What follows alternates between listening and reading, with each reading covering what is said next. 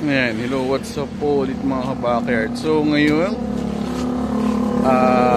hapon, nagpa-deliver kasi ako nito ng mga corn silage natin. Ito 1 ton yan. May bawas na rin yan, diba? Nasa taas na. So ngayon hinahakot namin. Dali namin sa farm. So ito, may initial na kaming karga. Tapos ito rin yung feeds, goat feed natin from Hexagon Operation. Ayan. So mag-aakit kami ng supply ng pagkain sa taas. Kasi syempre may bagyong parating ngayon. Si Pepito my friend. So ayan. So ito ngayon yung hahakotin namin. Nabawasan na ba to? Yan, may bawas naman na to. Iba nasa taas na. So hahakot muna kami. Tapos dali namin sa taas. Siguro pupunuin namin sa sasakyan. Kasi ito kaya naman niya ito ng 1 ton. Nakargahan ko naman na ng 1 tonelada yan. Si Babylos. Kaya niya yan. Basic na basic.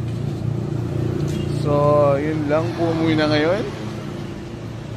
At maghahakot po muna kami.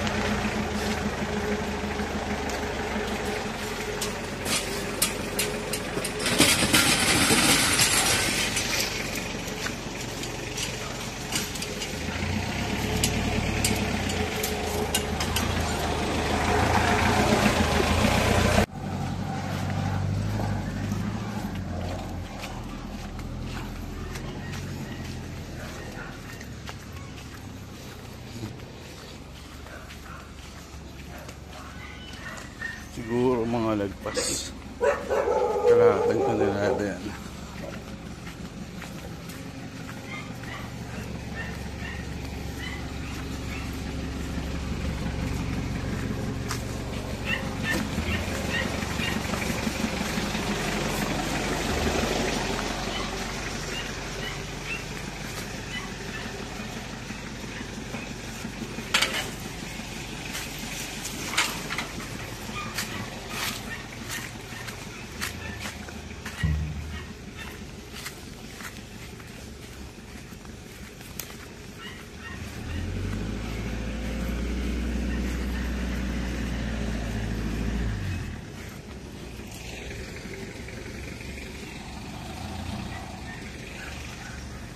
So, magdi-discarga po muna kami.